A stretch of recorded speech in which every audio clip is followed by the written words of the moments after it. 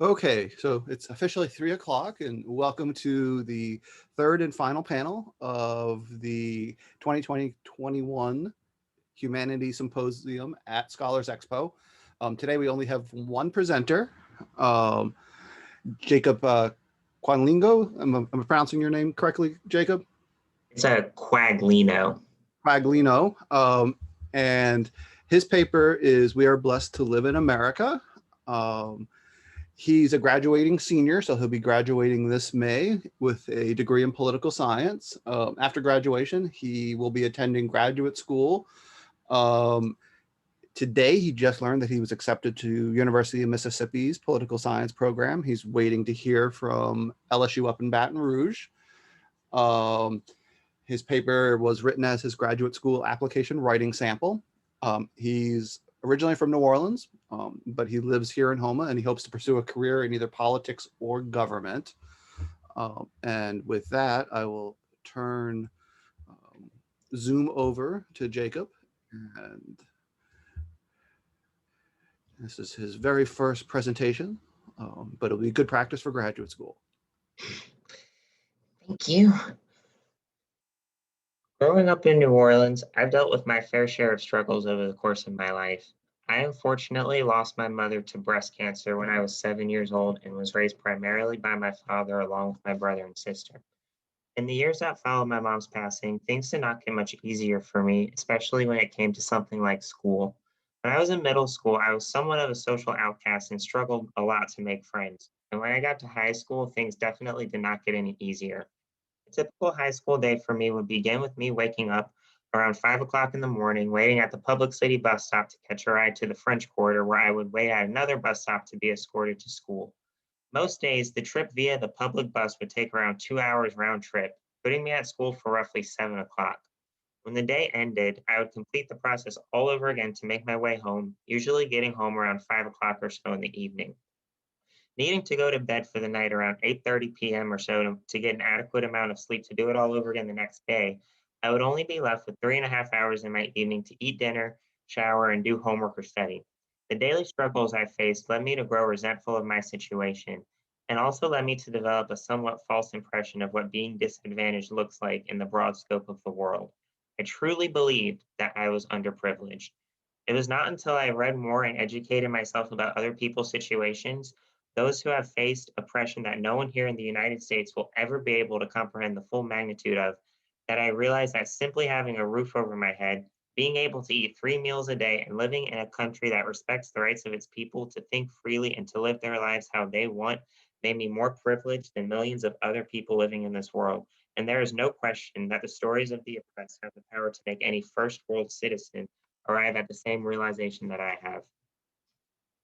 In North Korea, in the year 1953, after the fighting of the Korean War came to an end and the dust began to settle, it quickly became clear that leader Kim Il sung was going to take the most ruthless approach possible when governing his people, one that included forcing his people to relinquish nearly all of their natural rights and to revere him as a godlike figure.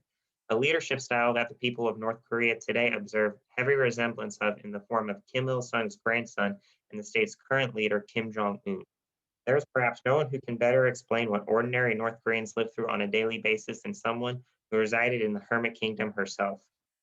Yeonmi Park, a North Korean defector who embarked on a harrowing escape from the despotic state at the age of 13, published her autobiographical novel, In Order to Live, in 2015. In the publication, Park gives readers a taste of what she went through and what the 25 million North Korean citizens go through on a daily basis. On page 48 of the novel, we see her say, the dictatorship, both emotional and physical, is reinforced in every aspect of your life.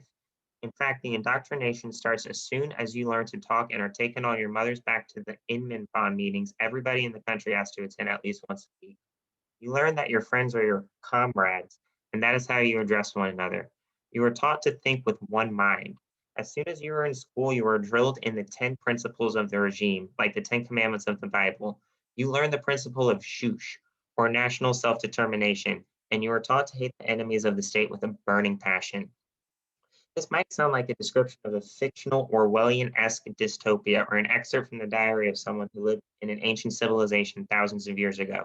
in which all citizens of a realm or empire were subjected to what we, as Americans, would consider to be an utmost extreme form of indoctrination forced onto the people of a society by either a supreme leader or a ruling oligarchy. Some may be surprised to learn that the place described is not fictional, but is modern day North Korea, a country that epitomizes the types of regimes described in Orwellian literature. As surprising as it may be to learn for citizens of democratic states, in other words, those of us who enjoy basic freedoms such as the ability to freely speak our minds, worship or not worship as we please, the right to choose our own leaders and representatives, not everyone in this world is able to experience such liberties because not every state in the world demonstrate respect for human rights. Yomi Park's description of what the secretive kingdom's dictatorship does to its people hardly tells the full story of what life is like for North Koreans today, but when we learn more from escapees like Park, who has experienced trauma that we as Americans will never be able to comprehend the full extent of, the picture of what 25 million people live through every day starts to become clear, and we're able to get at least somewhat of a taste of the governing style they are subjected to. Yeonmi Park was born in Hyesan, North Korea in October of 1993. Her father worked for the DPRK's ruling Workers' Party, and her mother primarily stayed home with Yeonmi and her older sister, Eunmi, to provide for her two daughters as best as she could, although she worked part-time at a clothing factory. North Korea is not only one of the world's most repressive states, but is also one of the poorest countries on earth. It is not unusual to find barefoot children and adults alike dressed in run-down, tattered clothes asking strangers for food or money to survive. And it's also rather commonplace to see dead bodies strewn across the streets and sidewalks. The Park family experienced their fair share of struggles, just the same as nearly all North Korean families have. Yeonmi Park's father, Park Jin-sik, turned to illegal smuggling and trading activities after the Parks plunged into poverty due to the country's economic collapse and the subsequent famine of the late 1990s. As the income he generated as a member of the Workers' Party was no longer enough to provide for his family, Mr. Park began selling cigarettes, a rather valuable item in North Korea, as well as various types of metals on a black market that was not sanctioned by the regime. The Parks enjoyed some degree of relief from the poverty-stricken circumstances that had beleaguered them, but it would not last forever. Park Jin-sik was eventually caught and arrested for his illegal trading activities and subsequently forced into hard labor at a prison camp. Mr. Park's arrest left his wife and two daughters in a state of deprivation unlike anything they had ever experienced before, as he no longer had any way of providing for his family.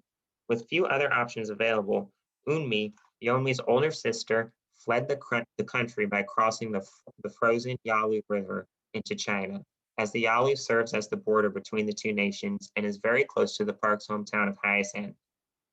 Escaping the Hermit Kingdom might just be the most severe crime a North Korean can commit, and when a citizen is discovered having fled the country, the government responds by punishing the family of the escapee. Fearful of what repercussions the regime would impose on the Parks, Yomi and her mother decided to risk their lives and escape to China as well, and successfully bribed the border guards with what little money they still had in their possession to allow them to make the trip. However, upon arrival in China, Yeonmi and her mother quickly discovered that their circumstances were not going to improve anytime soon. China is North Korea's one and only true ally on the world stage, which is not particularly surprising given the similar governing styles of the two nations.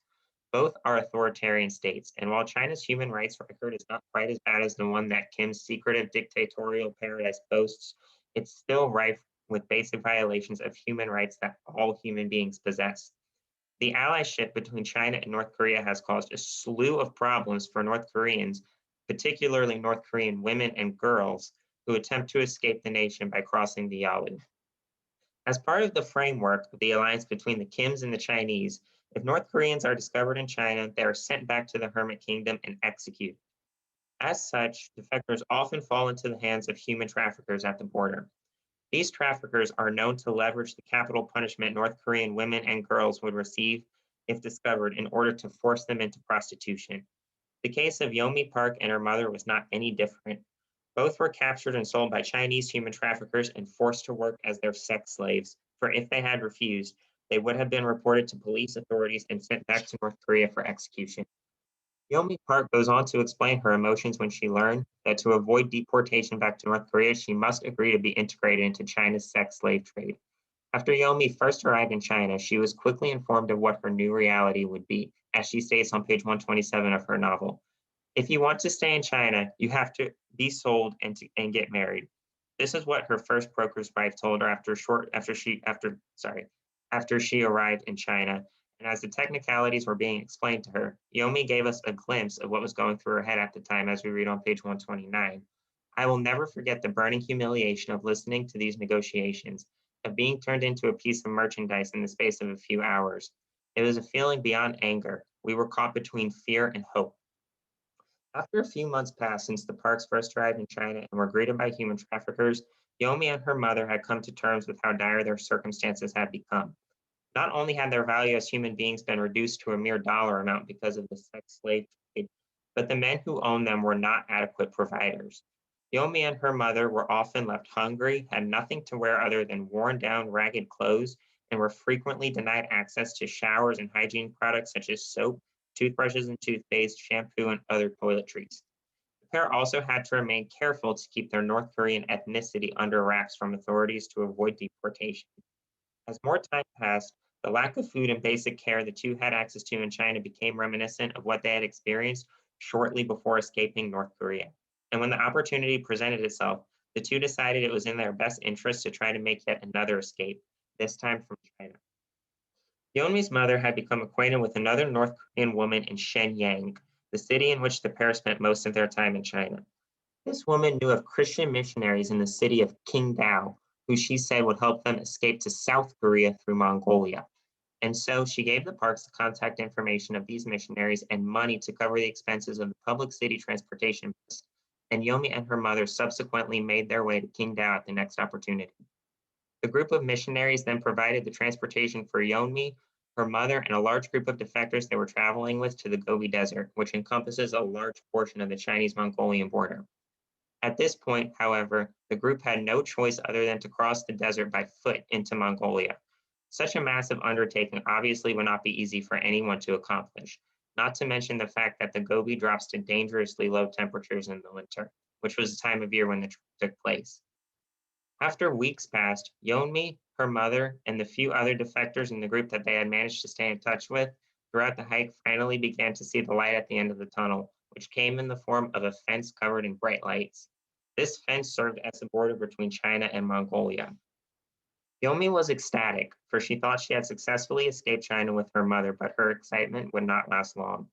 When the Mongol border guard stopped Yeonmi and her mother, he told them the one thing that they did not want to hear, as we read on page 202. The mood changed quickly as the rest of our group appeared in the distance with their hands above their heads, followed by several more soldiers and their weapons leveled. When they had all of us together, the Mongolian soldiers started talking into their two-way radios at once, and the scene became very confusing. On the following page, Yomi continued explaining her experiences and her emotions along with them. She tells us, a high-ranking officer rode in on one of the vehicles, and all 8 of us were ordered to squeeze into 2 rows of seats behind him. As soon as we were inside, he turned to us and said in crude Chinese, Hu Xingao, back to China. This left the group of defectors stunned, many of whom, including Yomi, were ready to end their lives right then and there as a result. She took bold action to convince the Mongolian soldiers not to have them sent back to China, saying on page 202 of her novel, I felt for a razor that I had hidden in my belt, ready to pull it out and slash my throat. I was completely serious. This was the end for me. She then threatened to kill herself in front of the soldiers, who were then persuaded by her actions to escort them to Seoul. They proceeded to guide this group of North Korean escapees to Ulaanbaatar, the Mongolian capital, where they were sheltered for the next few days before being flown to Seoul, South Korea, where they were to begin their new lives. Throughout most of the 2 years Yomi and her mom spent in China, neither one of them really understood that their end goal should have been to make it to South Korea. This is because of the fact that citizens of the North are unaware that a concept such as freedom exists, and that there are many democratic nations on earth that respect human rights and allow their people to live their lives free of government control. Often it takes months or sometimes years of intense psychiatry to undo the psychological indoctrination forced onto them by the North Korean regime. After arriving in the South, Yomi gave us insight into her first experience in a South Korean school, where she began to learn the truth about various topics that the regime in the North had greatly distorted and exaggerated for propaganda's sake. It is here where we see that the undoing of the psychological enslavement of North Korean defectors is not a quick or easy process. She states in her novel, the instructor spent a lot of time teaching us about the world beyond the sealed borders of North Korea. It was the first time we learned that there were prosperous democracies all over the globe and that North Korea was one of the poorest countries on the planet and the most repressive. Every day, the instructors challenged fundamental beliefs that had been drilled into our heads from birth. Some corrections were easier to take than others. I was able to believe that Kim Jong il lived in luxurious mansions while his people starved, but I could not accept that it was his father, the great leader Kim Il sung, and not the evil Yankee and South Korean invaders who started the Korean War in How many 1950. professors? She ended this thought by saying, it's Two, not easy three, to give up a four. worldview that is built into your bones and And then I imprinted on guess your brain like the sound of your father's voice. Besides, if everything I had been taught is there before the was a lie, participant? how could I know these people weren't lying too? It was impossible to trust anyone in authority. Beyond just learning about the world beyond the borders of North Korea, the transition from living in the world's most oppressive regime to living in a free country that proves to be quite the culture shock for nearly all defectors. Yomi explains what such a change is like firsthand from the setting of a classroom. So when the teacher asked for my favorite color, she explains on page 216, I fought hard to come up with the right answer. I had never been taught to use the critical thinking part of my brain, the part that makes reasoned judgments about why one thing seems better than another.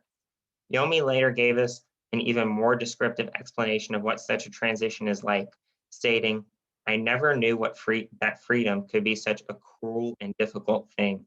Until now, I had always thought that being free meant being able to wear jeans or watch whatever movies I wanted without being arrested. Now I realized I had to think all the time, and it was exhausting.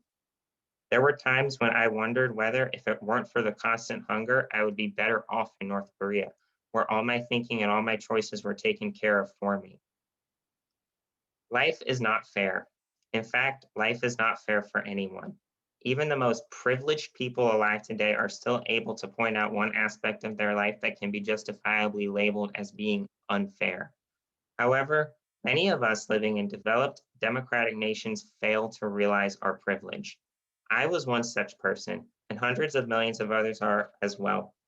In America today, very few of us comprehend that not having to worry about whether we will have something to eat, a place to live, or a roof over our head, and other basic necessities that some others would consider luxuries makes us unimaginably privileged in comparison to millions of others in this world. This is not to say that Americans or citizens of other first world countries do not regularly face legitimate struggles, but it very much illustrates first world privilege in action. We have the right to think for ourselves, practice or not practice any religion of our choosing, express our views in the form of a peaceful protest, and select our own leaders via free and fair democratic elections. These freedoms help to enable us to overcome the challenges we face here in America and have allowed this country to rise to become the most powerful and influential in the world. Things may not always go smoothly, but there is something we should always remember. Even on our worst day, we are blessed to live in America. And that would be it. Okay, thank you very much, Jacob. If you have a question for Jacob, you can either raise your hand or type it in the chat feature, and I can either read it for you or you can read it. Do any of our audience members have a question for Jacob or a comment on his presentation? Okay, Dr. Whitney, go ahead and unmute yourself. Hey, Jacob. Good presentation. And it sounds like an interesting paper I'd like to read. So maybe if you could send it to me at some point. Sure. I was curious, though, within sort of the discussion, if you had looked at anything like the Freedom House rankings, as in terms of like worldwide rankings, and sort of which countries maybe that you were classifying in terms of quote unquote first world countries. And just in terms, if you could speak a little more, I think, North Korea is clearly on the wrong end of most measures. But maybe if you could talk a little bit in terms of, how the US may compare to just other countries in general around the world, and not just maybe, kind of the worst case nightmare scenario. Right. Well, I actually looked at Freedom House not too long ago, out of my pure curiosity, and they rated the United States as being free, and as one of the classifications they have, free, partly free, or not free. And they gave the United States a score of 86 out of 100, which indicates on the freedom scale, which indicates that we are free. But most of the countries that they gave the highest scores to were in Western Europe, particularly in the Scandinavian region, like Norway, Sweden, and Finland, all outperformed us. But for the most part, we have, freedoms that a lot of other countries don't have. I know countries in East Asia, like I talked about, South Korea is another one that has mostly the same freedoms that we have, as well as Japan. So, but yeah, the countries that we would be in the same field as would be a lot of countries in Western Europe and Japan and South Korea. But of those, we would probably rank in the lower half of that group. So, And so one more just sort of follow up. How do you think, or what are the implications of this for you? In other words, when you look at these other countries and see that, and then feel or take a different perspective of maybe your own struggles and say, well, gee, I'm luckier than I thought. What would be maybe a way, or the primary way, in which you can get sort of other citizens to have a better sense of the country they're in and the alternatives to that country, and how things could be in terms of, just practical politics? right.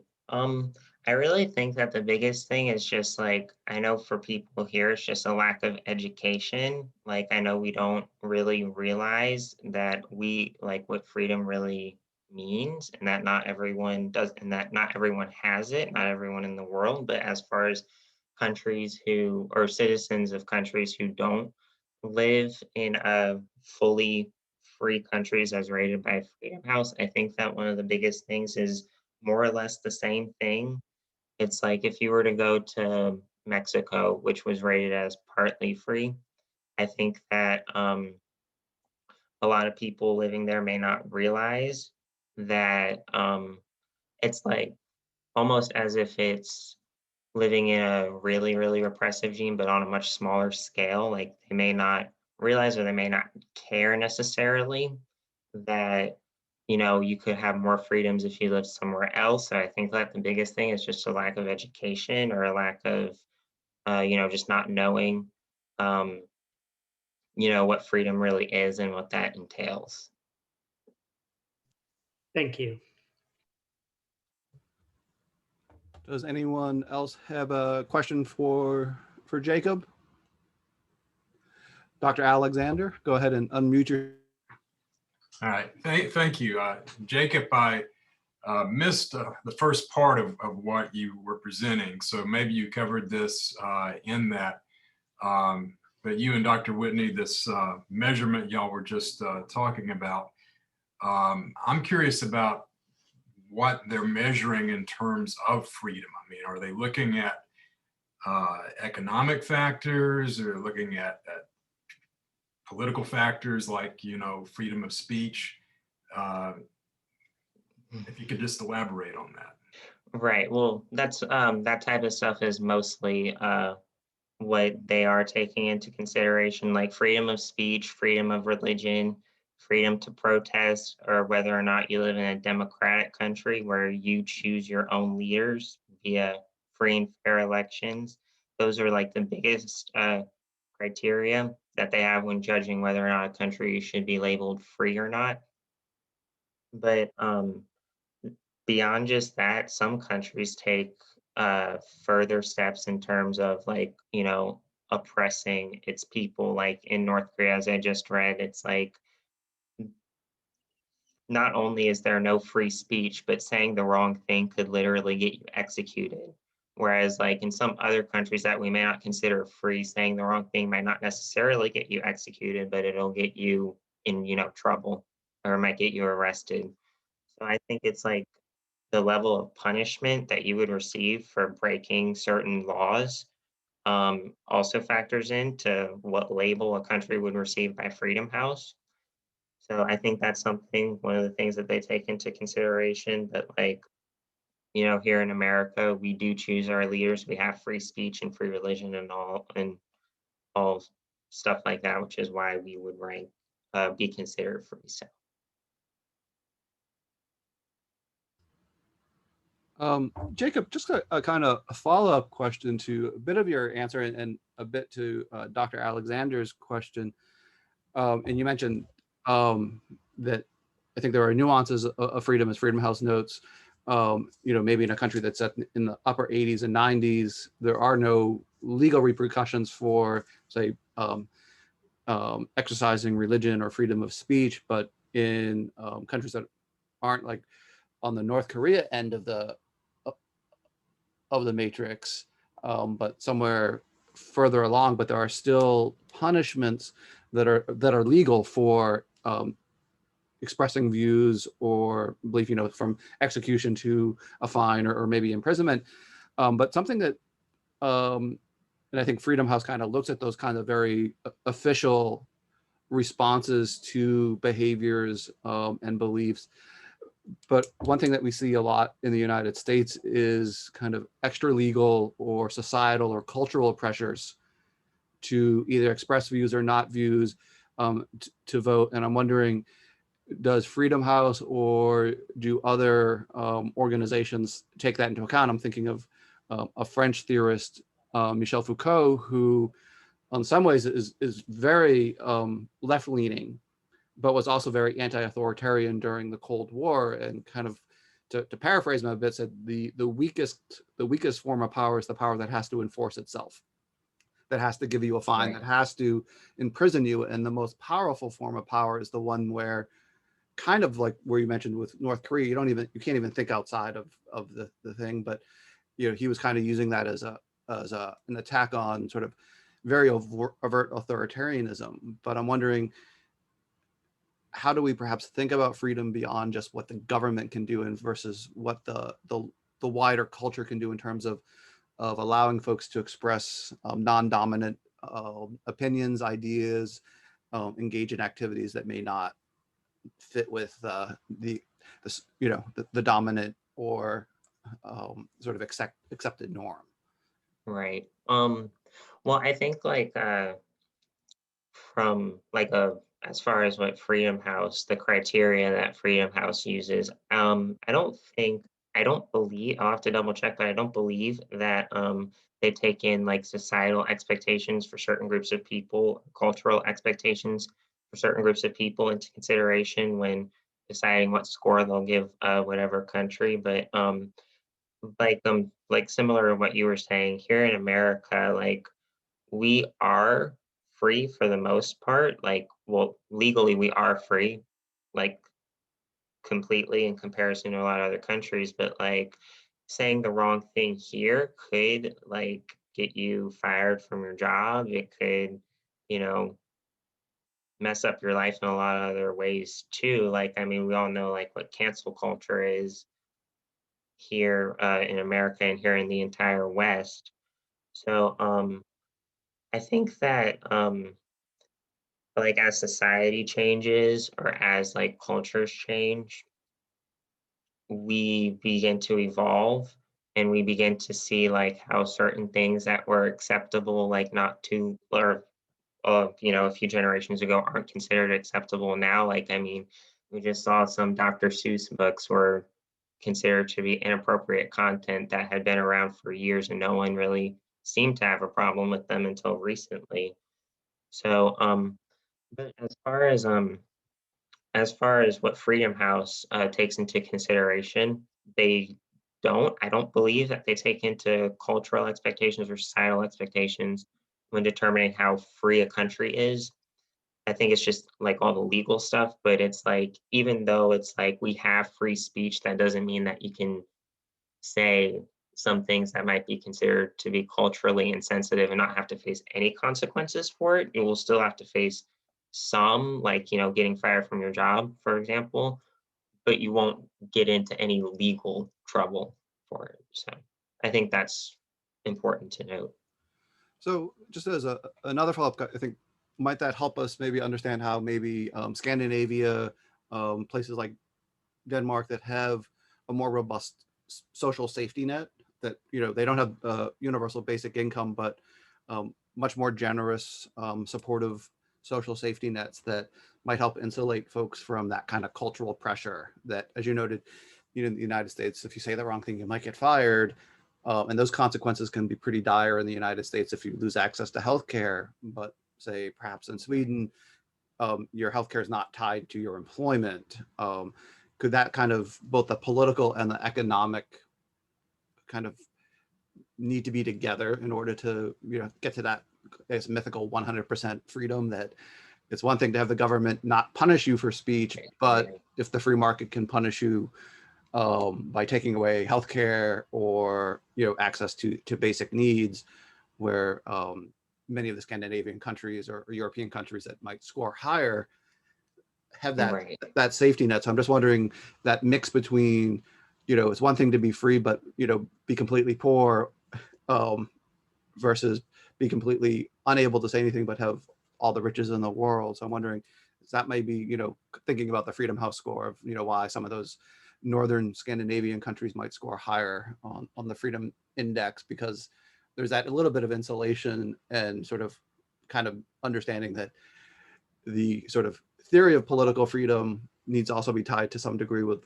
some economic freedom, freedom from want or freedom from facing destitute.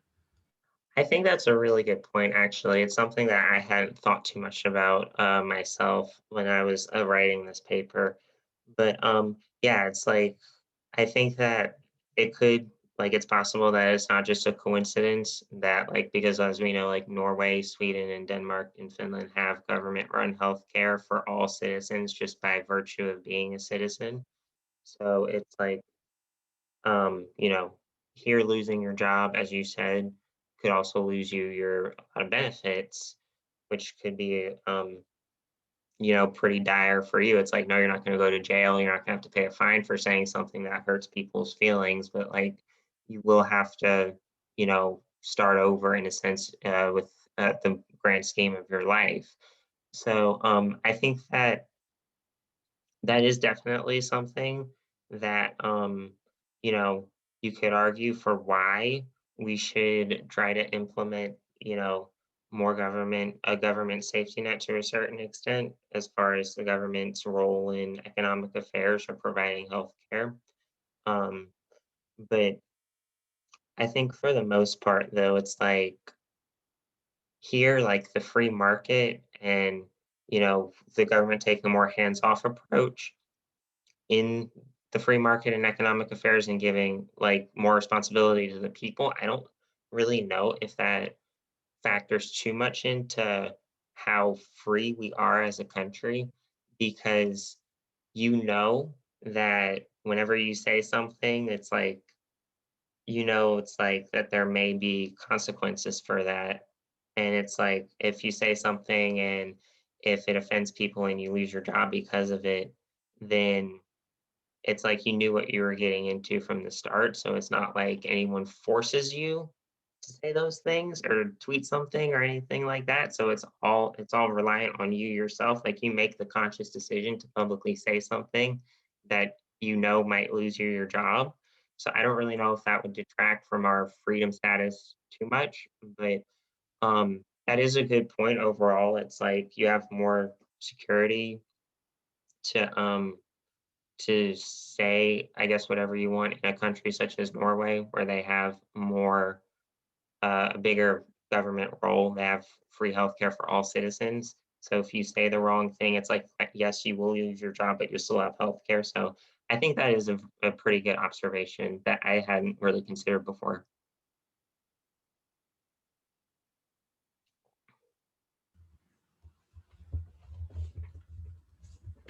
Okay, thank you. Do we have any other questions for Jacob? Dr. Michael Martin has his hand raised. So go ahead and unmute yourself, Dr. Martin, and ask away. Hi, thank you for your presentation, Jacob, and for moderating Dr. Vanville.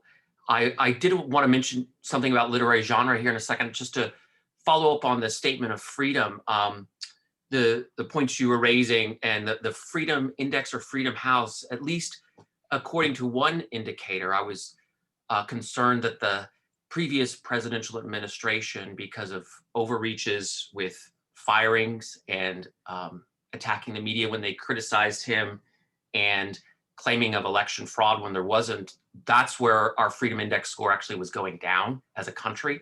And that was of concern to me. That to me is what resonates when I think of freedom, with federal government overreach and those things. But I was really wanted to talk to you about your paper. It was on the blessings of living in America. So it was a pleasant surprise when you went into this North Korean. It was an autobiographical novel. Is that? Yes, sir. Yes, it was. That was a really interesting element. If you wanted, you've got this wonderful narrative of your early life in New Orleans, and just to comparing the two, I still think your experiences are valid, even though that poor woman had a horrific existence in North Korea. But my point to you is, I think you're writing a semi-memoir, and a memoir is a study of your own life in relation to something else. If you want to play with genre, integrate your own experience as someone who grew up with some challenges in New Orleans and your own life with this woman. And if you don't have to do it, but that to me felt like a personal memoir narrative. And then at the end, you could circle back to yourself and that element. Again, you may not want to do it, but that's the way you started it off. You started off as a memoir. That's what I was going I for. enjoyed Yeah. that. Yeah. Thank you. Then the only other thing I'd say is the autobiographical novel. That has a whole nother element, because it's a fictionalized account of a real experience. That adds like an entire, you can talk about genre productively there when you're analyzing it. And it just interested me, those two things. That's all. Thank you. Sure. I really like Dr. Martin's observation, and I think you mentioned in your bio blurb that you're interested in either going into government or politics.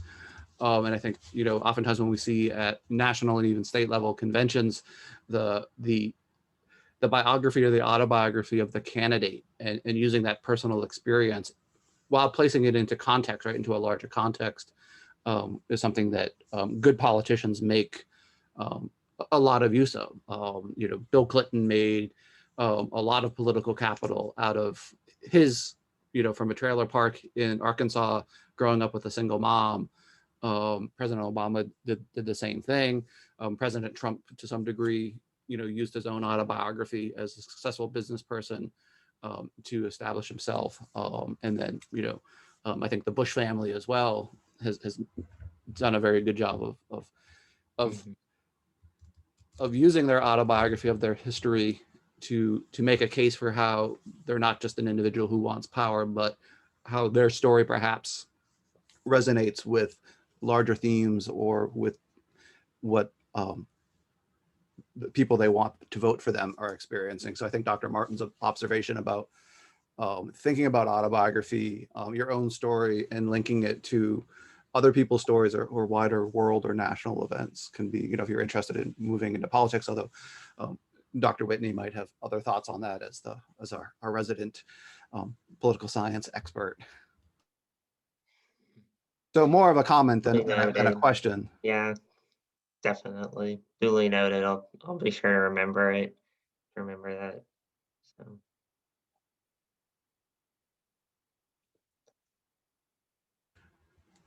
Does anybody else have any? I feel bad for Jacob, because he's our only presenter and he gets all of our attention. But I think that's a good sign that you've engaged our audience with your presentation, and that we have questions and comments for you. But does anybody else in the audience have questions for Jacob? Okay, well, thank you all for attending. Some of you all, I've seen your names in all three panels, so I want to thank you all who've made the attempt to come to all three panels. I want to thank Jacob, our final and last presenter. And just for the folks who came in late, I just want to let you know, congratulations to Jacob. He got his first acceptance to graduate school at the University of Mississippi. He's still waiting to hear from LSU up in Baton Rouge, but he has one offer in hand. So congratulations to Jacob. He's looking forward to graduating in May and moving on to graduate school. So just want to, since we have a little larger audience than we did at 301, just let folks know, congratulations and celebrate Jacob's achievement. Thank you so much. Okay, well, thank you all for attending. Thank you, Jacob, and thank you to all of our presenters today for participating in the Humanities Symposium at Scholars Expo. And we look forward to seeing you next year if you're still at Nicholls, or when you come back as an alumni. So